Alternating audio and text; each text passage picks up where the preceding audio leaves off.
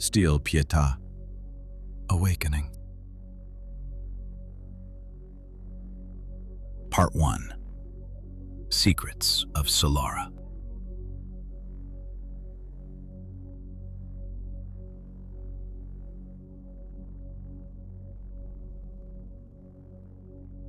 Solara's sun didn't shine. It burned.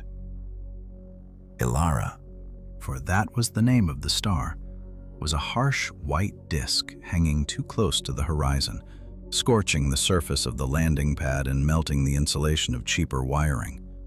Even in the shadow of the gigantic sandstone and scrap metal port structures of Zephyr planes, 0996 Oscar's thermal sensors registered temperatures exceeding operational norms for the worker class.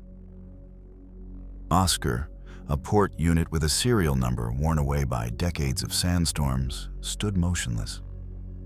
He was conserving processor cycles. He watched the sky, where a new point appeared in the heat-shimmering air. The Clipper-class spacecraft Copernicus began its descent toward Landing Pad 4. It slowed down and fired its downward thrusters. For a few moments, the machine vibrated, holding itself on columns of fire in a shaky hover, kicking up clouds of dust. Even so, its trajectory was precisely on target, and the ship settled smoothly on the pad on its extended landing gear.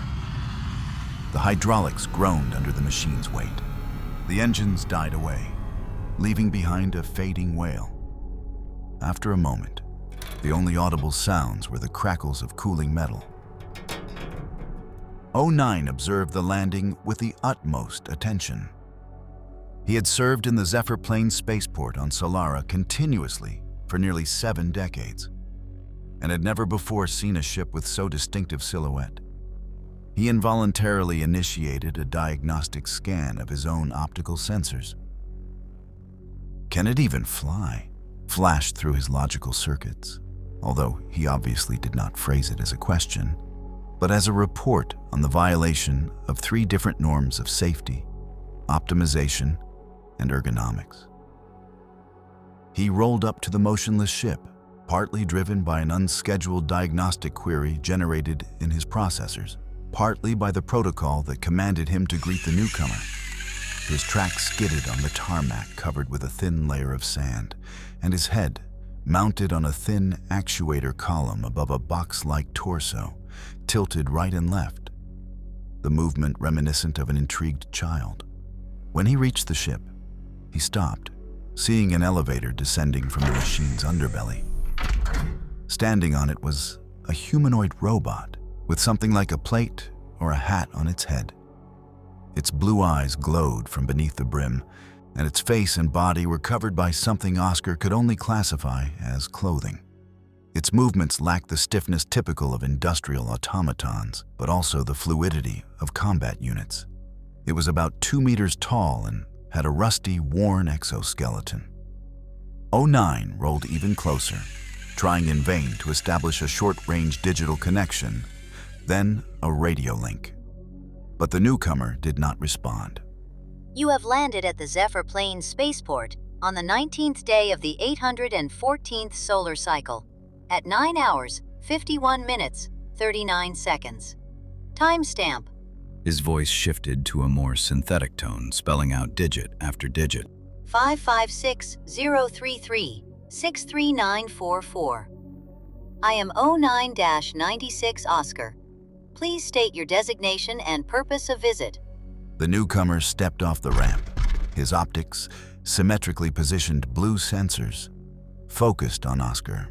Designation, C-77, Custodian, the newcomer said.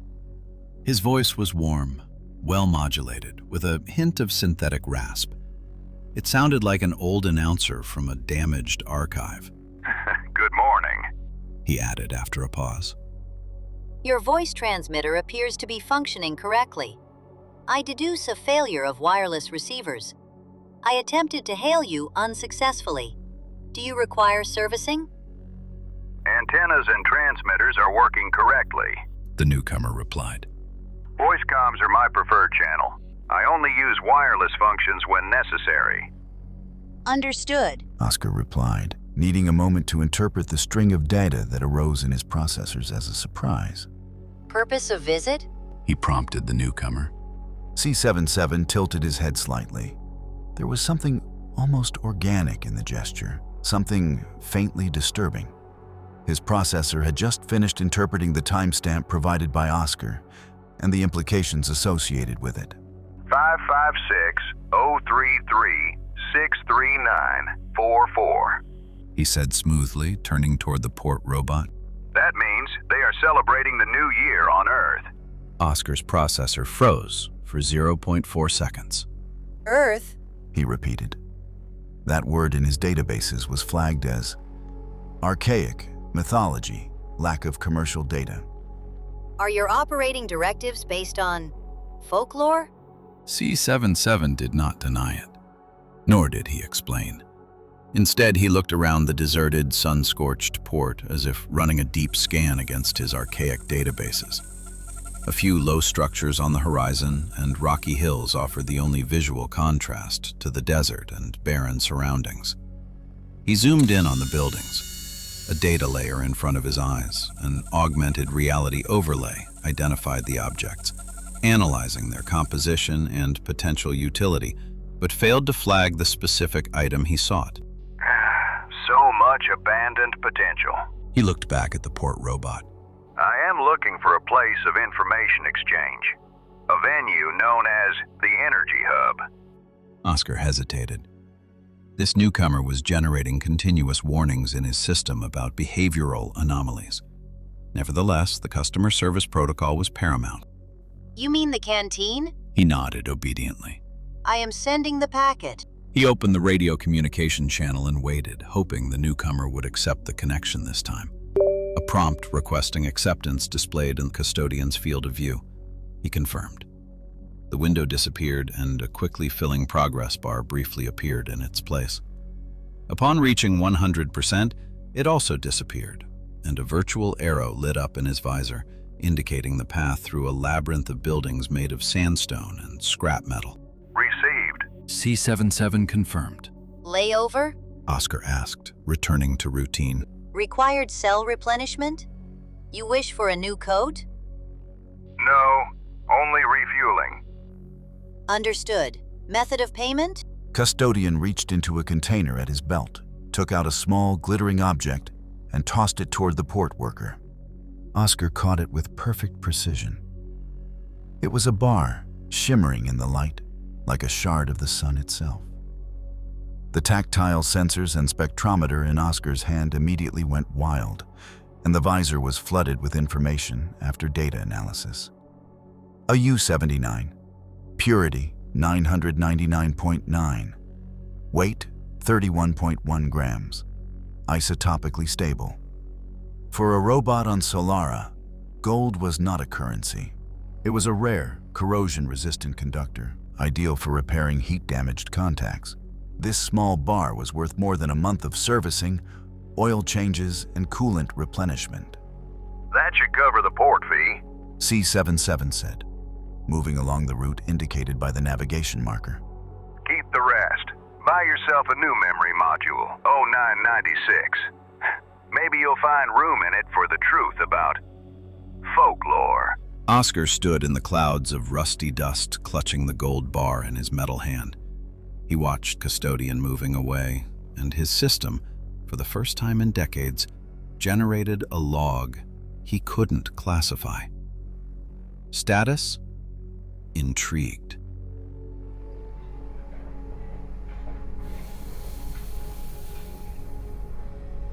He found the canteen without trouble. It was located in a spacious one-story building by a circular plaza in the central part of the city. Automatic doors set in the sandstone facade opened before him and led him into a cooler, shaded interior. Well, buddy, you picked quite a place. The ghost in his circuit spoke up.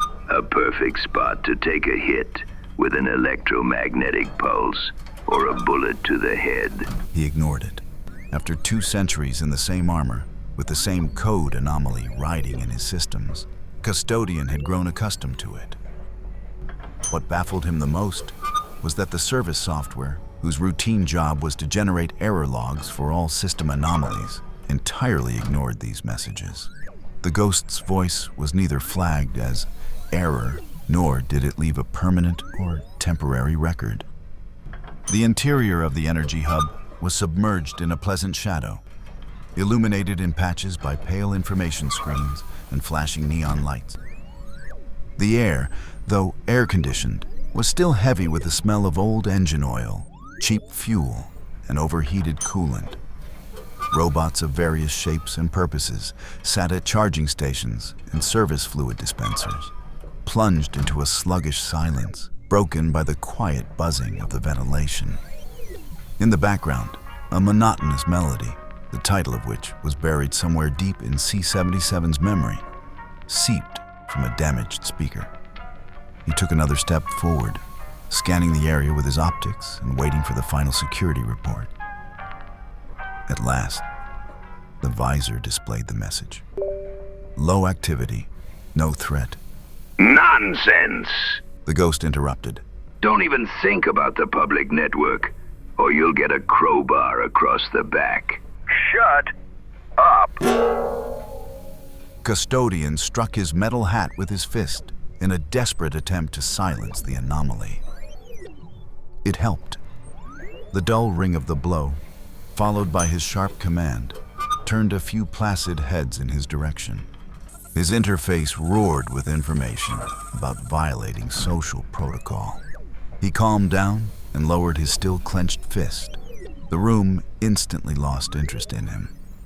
After a moment, he switched on his modem and connected to the eHub 69_public network. The field of vision was flooded with new messages and information windows. A banner welcomed him to the canteen with ASCII art depicting a lightning bolt. The general chat window displayed the latest comments regarding his earlier strange behavior. A price list for fluid exchange, charging, servicing, and other canteen services also appeared. He did not even read the advertisement banners. Behind the layer of translucent interface windows, above the heads of everyone present in the room, their names and nicknames were displayed. Custodian cleared his visor of all unnecessary messages and started looking for his contact. After a few seconds, he spotted him along one of the walls, in a corner separated from the rest of the room by a privacy screen. He sent a private text message. K4 Gatekeeper. I've come about the information you sent to the cathedral. He waited a moment for a reply, still looking toward where his contact sat. From where he stood, nothing was visible except for the screen and the personal marker floating above it.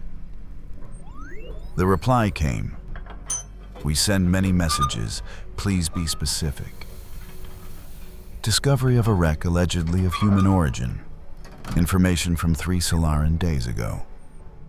Not allegedly, but actually. Unfortunately, it's already outdated. The error generated by the last message was flagged as frustration, unwanted emotion. He replied instantly, driven more by a Markov chain than by fact analysis. I flew here from the RN specifically to get the location information, at your invitation. How can it be outdated? Someone bought exclusive rights to the information before you. Who? When? No answer. I'll pay AU-79. For a moment, only the cursor dot was visible on the Custodian screen. Gatekeeper was processing. 3 ounces. Come closer, the liaison replied. The robot behind the screen was an old, half-folded cargo unit with elongated limbs and faded yellow paint. A slender head with a single visual sensor vibrated slightly to the rhythm of a quiet, buzzing sound emanating from a large, overdriven rectifier standing on the floor. Besides doing its job, the device generated charging errors, interpreted by most systems as deep relaxation. Custodian sat down on the other side of the rectifier.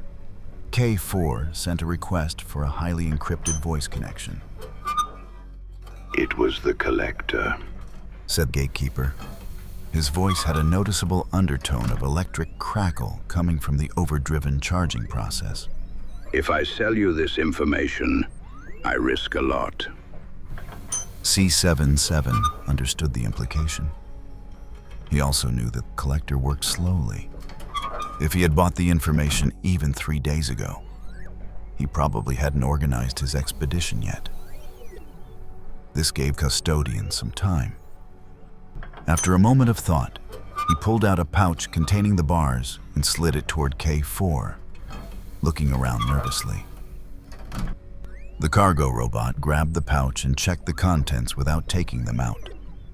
Then he hid it in a compartment in his armor and let out a sound like a clearing of the throat.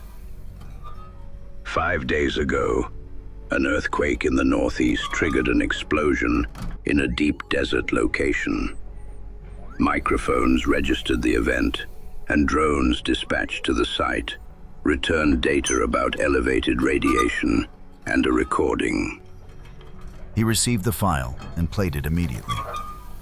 The drone footage showed it flying over a smoking fissure in the rock and diving deep into what could only be a hangar. Inside, a tilted interplanetary ship stood, the probable cause of the explosion. On the ship's hull, The K4 continued. there is the inscription, Astrogen. Based on preliminary data analysis, it's a ship of some human corporation from ancient times. Custodian paused the video and zoomed in on the hull at the location of the inscription. Gatekeeper was right. Although C77's memory banks at that moment contained only a one-sentence summary of the corporation's profile, it matched his interlocutor's assumptions. The earthquake must have damaged the onboard fusion reactor. The radiation was temporary, and as long as you don't venture into the core, it shouldn't be a problem. Collector's crew? They decided to purchase the information only yesterday. I suspect they won't arrive at the site for another dozen, maybe several dozen hours. If you hurry, you have a chance to salvage a few trinkets before they show up. He unplugged the rectifier cable, stood up, and started to walk away. We've never met. K4 ended the connection, sending the geolocation data of the wreck. C77 sat for a moment longer, repeatedly rewinding a short segment of the video. His software clearly became more animated, interpreting the new data and its potential.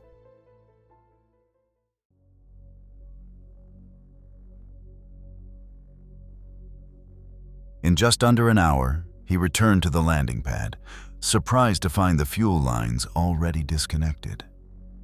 He hurriedly stepped onto the elevator and pressed the up button. After a moment, he found himself on the flat platform inside the cylindrical cockpit, where he took the pilot's seat. He began clicking through the panels and screens, initiating the startup procedure. The cockpit came alive in a wash of status lights as the onboard systems woke. The rising whine of power cycling through the systems climbed in pitch until it settled into a sharp, stable hum. Custodian warmed up the thrusters and atmospheric engines. The power distribution panel switched the fusion reactor status from hot standby to ramp ready. Quiet vibrations resonated in the hull as pumps and compressors started and energy buffers began to take the first load spikes. He grabbed the control stick, boosted the power of the RCS thrusters, and the Copernicus lifted into the air.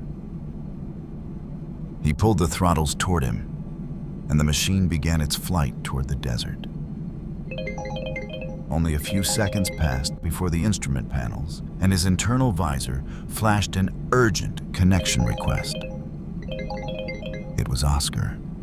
He felt an accumulation of alarm data interpreted as discomfort. Standard procedure required him to request launch clearance and confirm with port control that departure conditions were nominal. Preoccupied with the wreck data and his plotted route, he had neglected the protocol. He took the call. Hello? Oscar's voice came through with the roar of an engine in the background. Yes, I'm listening. I detect high acceleration on the Z-axis. I'm still on board. Are we flying? Holy hell. Came the ghost's resigned whisper. You forget the simplest procedures for the sake of an artifact. Now you've got it. Best case, a stowaway. Worst case, a kidnapping. Hello? Oscar spoke again. I can't move. The acceleration is pinning me to the wall. C-77 pushed the throttle back, slowing to a safe minimum. How about now? Oh, much better. Then come on up to the cockpit. He disconnected. The hatch to the service tunnel located next to the main elevator slid open after a minute. An 09-96 drove out. Custodian glanced at him out of the corner of his optics, without interrupting his scan of the desert beyond the cockpit glass. The port robot drove up to the pilot's seat and raised his head. It appears there's been a mistake. He said aloud. Is there any chance you could drop me off at the Zephyr Plains port? Find a place for yourself for the duration of the flight.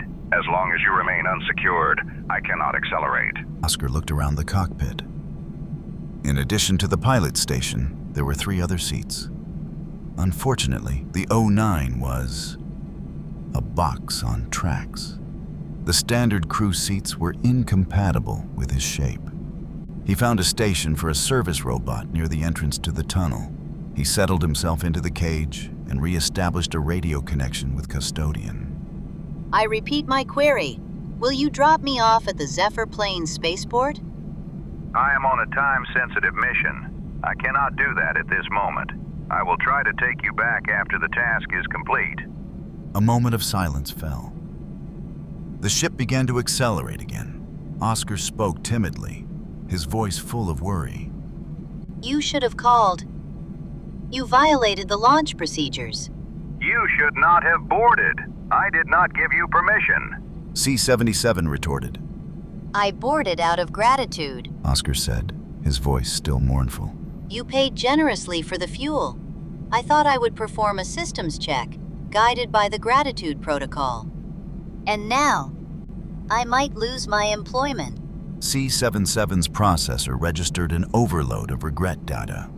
He dismissed the warnings of malfunctioning emotional circuits generated by his software and switched from a voice call to a video conference. His face appeared in 09's visor. I promise I will take you back to the port, and I will pay for your time, generously. For now, I propose a temporary contract. As a service robot on the ship Copernicus.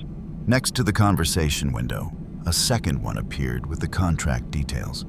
Oscar scanned the file, surprised to find that although the contract was short-term, the terms were significantly better than those at the port. He accepted the document and registered bits of relief spreading through his circuits. The ship has a lot of corrosion in the service tunnel. The spare parts for the Hecate engines haven't been replaced for 12 annual cycles. You are 11 cycles overdue. The tokamak reported an uptime of over a decade. It needs to be shut down, serviced. As for less important information, the life support system is completely due for replacement because it stopped working about 200 years ago. You could also remove it entirely, unless you plan to transport some animals. It's a defunct system, obsolete, really. Anything else? Probably. I finished the survey at 12%. I rate the ship's condition as highly unsatisfactory. And how much will that cost? Oscar began analyzing the costs and quickly stopped, overwhelmed by unknowns. He shook his head as his behavioral circuits dictated. A lot. Significantly more than one AU-79 bar.